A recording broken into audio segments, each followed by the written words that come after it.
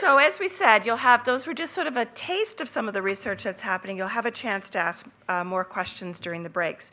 So next, we'd like to do our second round of the presentations by the students. And we're going to have a series of 4 presentations, and again, have a chance to ask some questions.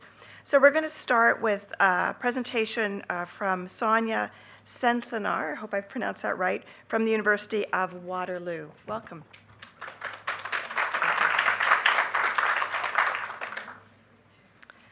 Roughly 40,108 Syrian refugees have resettled in Canada, a third of which are found in Ontario alone. Most are government-sponsored, meaning that they receive income supplements for up to 1 year of arrival, after which they need to secure employment. But securing employment is not an easy task, as there are several labor force barriers, including non-recognition of foreign credentials, lack of language proficiency, as well as racial and ethnic discrimination. This often forces refugees to take on low-waged, low-skilled, precarious employment positions. This is especially true for refugee women, who are often viewed in the traditional sense as homemakers or caregivers versus viable contributors to the economy. So what we're seeing right now is a gender disparity in the labor market participation, with refugee males working 2 to 3 times higher than their female counterparts. What this means is that refugee women are economically dependent on males, as well as taking on severely underqualified positions just to make ends meet. They also miss out on the social networks and ties that can be found in the employment. So these post-migration conditions can lead to several adverse physical and mental health conditions, including depression, anxiety, and distress. The purpose of my study then is to examine and describe the work integration situations of Syrian refugees, with an emphasis on the current policy in place and the effectiveness of these policies in assisting refugees, the impact of work integration on health, and the impact of work integration or lack thereof on the gender relations in the familial unit. I'll do this using a qualitative research design guided by the feminist grounded theory. I'll engage both Syrian refugee women as well as key informants in in-depth, semi-structured interviews. Participants will be recruited through our community partnerships with not-for-profit organizations found in the Kitchener-Waterloo region, all of whom provide settlement services to incoming refugees. I now ask that you look to the person beside you. Most likely, you're sitting beside a female, and you're not able to really distinguish their immigrant status. Why then is it so easy for us to determine labor market outcomes for refugees? My study will examine the intersectionality of immigrant status, gender, work, and health in a systematic way to highlight priority areas that can be leveraged to implement interventions and policy changes both at the education and at the employer and governmental levels. This will help to assist all incoming refugee women, including those few found in the room today. Thank you.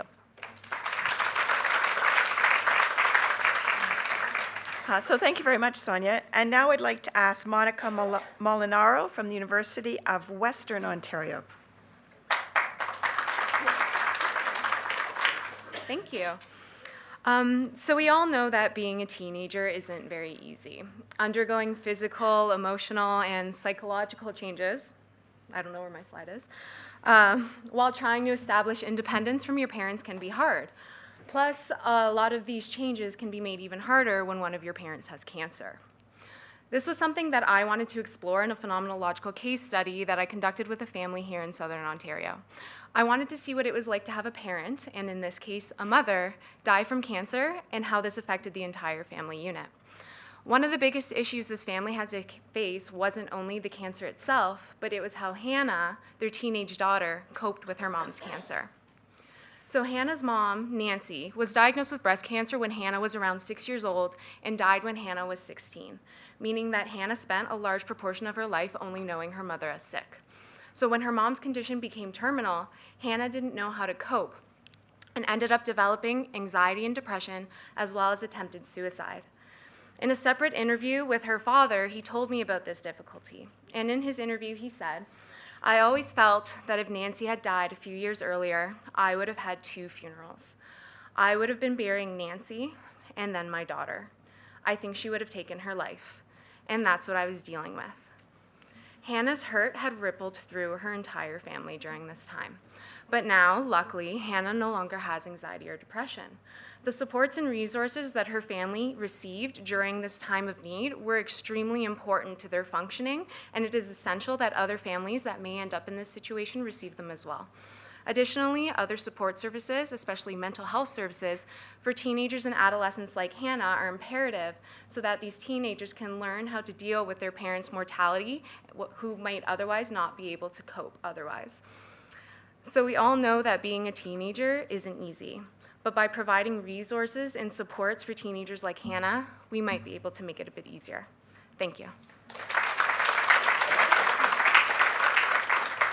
So thank you very much, Monica. Our next presentation is from Elisa Grigorovich from the Dalalana School of Public Health.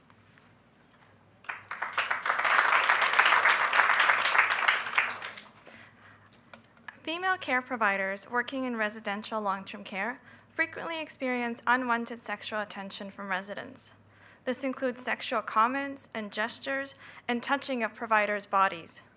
Such experiences may negatively affect providers' mental health and their occupational outcomes, and it can also compromise the quality of care. But our development of interventions and strategies to address this complex public health problem is hampered by insufficient and limited knowledge base. To fill this gap, I'm conducting a multi-method ethnographic study of unwanted sexual attention in one long-term care home in Ontario. I've completed so far the first phase of my research, and this was a critical public policy analysis of legislation, educational curriculums, and professional standards and guidelines. Guided by feminist political economy, I analyze how unwanted sexual attention is represented within these texts. So what assumptions underlie the representation of this problem and its solutions, as well as the potential consequences of these representations for female care providers. I found that there appears to be an unequal form of legislative protection afforded to long-term care residents as compared to providers. Professional training and education construct unwanted sexual attention as a problem of individual provider incompetency, obscuring how the relation of care and the location of care contributes to providers' vulnerability to this and their capacity to resist. Given that existing legislation specifies that targets of workplace sexual harassment must establish that unwanted sexual attention was reasonably known to be unwelcome, providers' education and training may effectively constrain their ability to respond using existing legal remedies. So my findings suggest that prevention strategies based on current public policy may be insufficient for addressing unwanted sexual attention in ways that balance both providers' and resident sexual rights and support relational care. Thank you. Thank you very much, Elisa. And our last in this series of presentations is going to be from Anne-Marie Beals from Laurier University. Anne-Marie?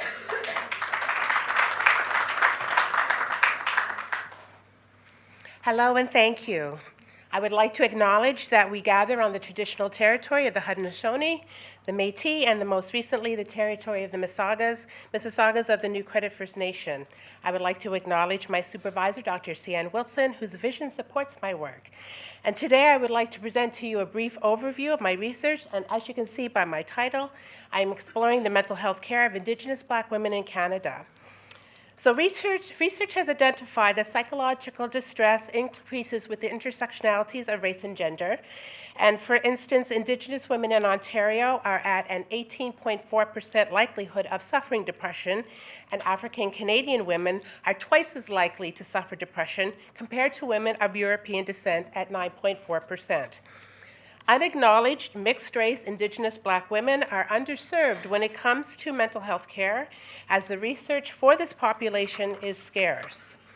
Nonetheless, factors such as marginalized dual identity, sexualized racism, lateral violence, and institutional inequities place Indigenous Black women at increased risk of psychological distress.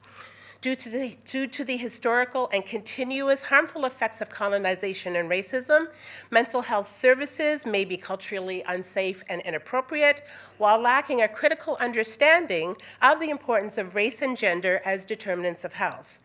These gaps in Canadian research have led me to explore how Indigenous Black women view their mental health care, privileging an intersectional feminist approach and utilizing a community-based participatory method.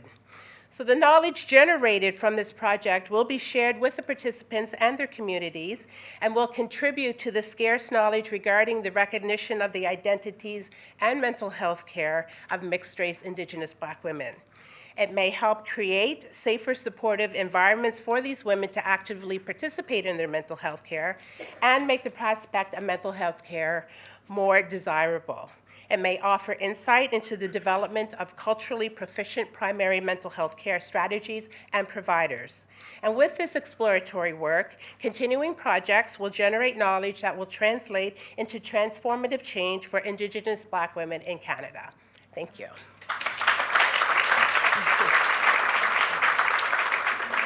So excellent presentations. Let's have all the presenters come up here. Oh, we've got an extra chair. Somebody was thinking ahead. Thank you so much, Maeve.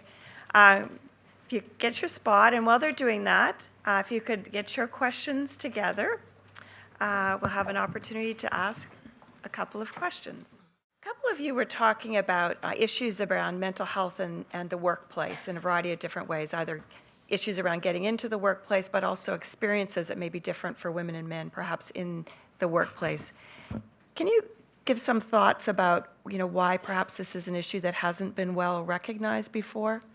Any comments on that? I can start off with that. I think this is on. Yeah. Okay. So I think because, pertaining to refugees in particular, if I was just to focus on that, there's just been a lot of emphasis on them right now within the past year and a half due to the large influx of Syrian refugees coming in. But oftentimes, research in this area around mental health in the workplace is more like leveraged at certain points in the system, whereas we're not looking at it more systematically. So with refugees in particular, they have so many different circumstances, both from pre-migration and then post-migration, which all influence together to affect them mentally, right? So with women in particular, there's the issue of, there's the traditional role of how they're home givers or caremakers and things like that versus males. But then sometimes post-migration, when they come here to work, there's that power imbalance between the gender relations as well. But just to make ends meet, because oftentimes we do need a dual couple working, when women do start working, there's that imbalance, and then they're also taking on their traditional roles, which is an increased burden for them. So I think it's really, we need to look at it more systematically and all the different drivers that are acting on mental health in the workplace for women versus just looking at certain leverage points in the system. Thank you very much. Other questions? Yes. Elisa, do you want to comment as well? Sure. I think one of the reasons we don't think about mental health in a workplace is because we generally think of mental health as something that happens to individuals who use healthcare services rather than work in healthcare services. And I think we really need to expand that thinking to think about how improving the conditions of work and improving the mental health outcomes of workers actually helps everyone, especially if those individuals are actually responsible for delivering care to others. Thank you. Question, yes. Hi. Hi, thank you for your interesting talks. I'm wondering if any of you are comfortable to share how you became interested in the particular topics you chose, because I think that's always an interesting journey in academia, is finding out why people end up the places they end up. So if anyone's comfortable to speak to that at all. Anne-Marie, are you ready to start? Yes. So I am an Indigenous Black woman. I'm from Nova Scotia, and it has been historically, we haven't really been recognized as a population, and being dually marginalized also, and I've seen this in my families and in our communities, that the stigma that's associated with mental health and being a woman in a patriarchal country and all of these marginalizing types of issues, I've seen how it has personally affected my family and other families in our communities. And so, go with what you know, shall we say, or don't know in this particular case, and hope to find out. Great. Anyone else like to comment on that? I guess I'll comment. I mainly got into my field of research. I think everyone in this room has been affected by cancer at one point or another in their lives, maybe not directly, but by someone that they know. The majority of my research does focus on pediatric cancer, and that is because I used to volunteer with Ronald McDonald House, so I see how these children and their families are affected in and out of the hospital, so that's kind of what got me into it. Thank you. Any last question? So I think there's one at the back. Yes. Thank you. I'm wondering, you guys, the research focus on little different ways or direction, like say the brain injury, because the mental issue actually we talk about the people born and girl actually the healthy one, how they becoming mental issues. Actually, this is a brain injury. From this part of direction to start it, and also to identify the abuse or the misconduct in the society, in the workplace, and so that's way maybe can like they talk about systematically to address the issue, solve the problem. So is anyone? Can somebody comment on that? Yeah, that's a, it's a very interesting issue and one that's a big issue. It adds additional complications to the challenges that people already experience related to mental health. A very important point that you're raising. Yep. I think I can maybe tackle the second part of the question about abuse in the workplace and how that comes about. Because oftentimes for refugee women, this is also going off of what Dr. Stewart had talked about, this sort of invisible line of racism in the workplace, which again really does work systematically with refugees, sort of hand in hand to impact their mental health issues. So not only are they inherently dealing with maybe racism and discrimination within the workplace, maybe by coworkers, colleagues, employers and supervisors, things like that. But they're also having to be burdened with, again, like their traditional roles, and then integrating into a new host society and having language issues and things like that. So I think the abuse cycle in the workplace is just that. It's a cycle, and it just keeps perpetuating. So that's why I mentioned that we more policy at the systematic level needs to be implemented. So thank you very much, and let's give a round of applause to the panel for that excellent presentation.